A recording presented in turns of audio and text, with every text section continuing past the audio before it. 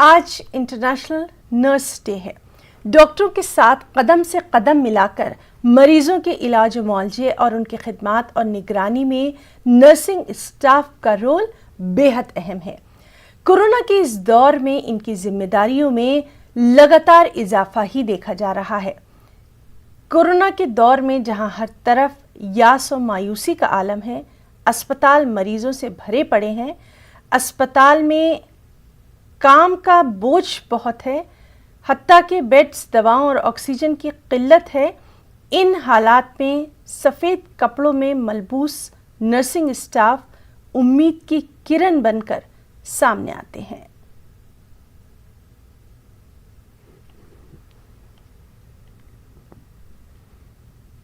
Corona وبا کے دوران باہمی امداد و انحصار کا جذبہ مستحکم ہوا ہے۔ ملک اس وبا سے متحد ہو کر مقابلہ کر رہا ہے۔